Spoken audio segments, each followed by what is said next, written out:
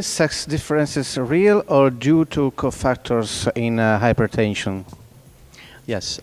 So, in reality, we know the answer to this question, which is really a kind of rhetorical questions, because now we have at least 30 years of epidemiological data and clinical trials showing that there are clear and consistent sex differences between men and women in the natural history of cardiovascular disease, including hypertension.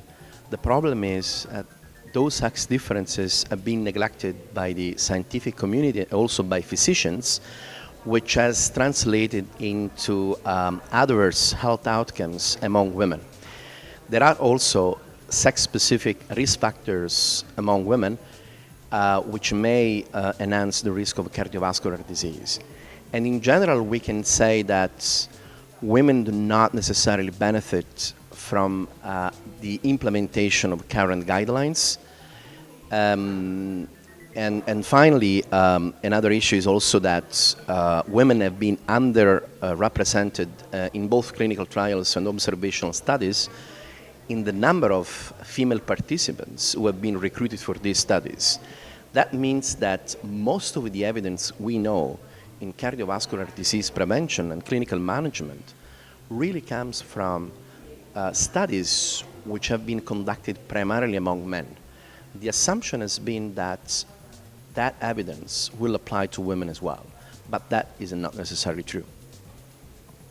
And is the role of diabetes in cardiovascular diseases any different between men and women? Yes. So, as I was saying before, there are sex-specific risk factors, and diabetes is definitely one of the most important, also because of the high prevalence of diabetes in the general population.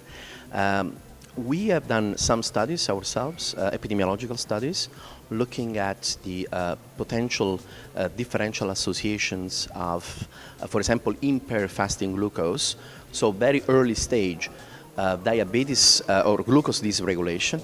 And for example, we have seen that prediabetes may increase the risk of cardiovascular disease in primary prevention settings, but we have also done studies, for example, in myocardial infarction patients, and we have seen that diabetes is a much stronger risk factor for recurrent cardiovascular events, again, among women more than in men.